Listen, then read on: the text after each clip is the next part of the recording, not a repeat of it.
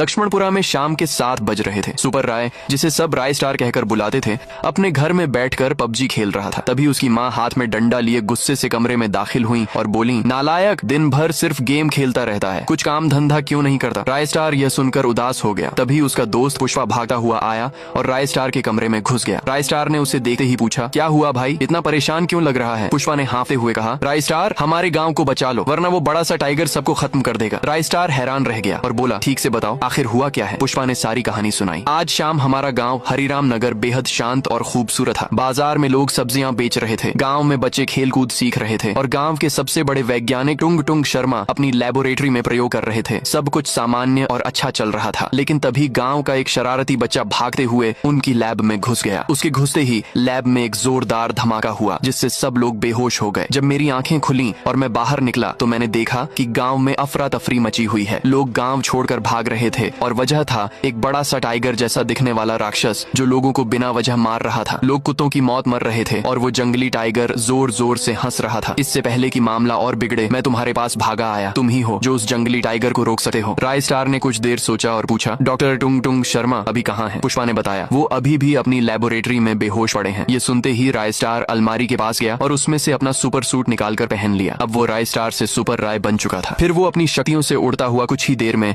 हरिराम नगर पहुंच गया। वहाँ उसने देखा कि गांव में हर तरफ बर्बादी फैली हुई। सुपर राय ने अपने दिल पर पत्थर रखा और टुंग टुंग शर्मा की लैब पहुंचा। टुंग टुंग वहाँ बैठकर जोर जोर से रो रहा था। सुपर राय उसके पास गया और पूछा, ये क्या कर दिया तूने, तेरी वजह से कितने लोग मारे गए। टुंग टुंग ने रोते हुए कहा, ये सब मेरी गलती है, अगर मैं जंगल से उस जानवर को न लाता तो ये ना होता। टुंग टुंग शर्मा ने बताया कि कुछ दिन पहले मैं लैब में बैठा सोच रहा था कि ऐसा क्या आविष्कार करूं जिससे मेरा नाम हो, लेकिन मुझे कुछ समझ नहीं आया। एक दिन जब मैं अपनी नानी के घर से वापस लौट रहा था, तभी अचानक मैंने एक टाइगर के बच्चे को देखा। उसे देखते ही मेरे दिमाग में एक खतरनाक प्लान बना। मैंने उसे गाड़ी में डाला और लैब ले आया। सुबह मैं उसके ऊपर प्रयोग कर ही रहा था कि तभी गांव का वो शरारती बच्चा मेरी लैब में घुस गया। मेरे सारे केमिकल उस बच्चे और टाइगर पर गिर गए, जिससे दोनों की बॉडी एक हो गई और एक विशाल जंगली टाइगर का जन्म हुआ। ये सब सुनते ही सुपर राय सब समझ गया। उसने टुंग टुंग से पूछा, इसका एंटीडोट कैसे बनेगा। टुंग टुंग ने बताया, तुझे उस जंगल से कोई और दूसरा जानवर पकड़कर लाना होगा। सुपर राय बिना कुछ सोचे हवा में उड़ा और कुछ ही देर में जंगल पहुंच गया। वहाँ उसने उस जानवर की तलाश की और आखिरकार वो उसे मिल ही गया। सुपर राय ने उस जानवर को जेब में डाला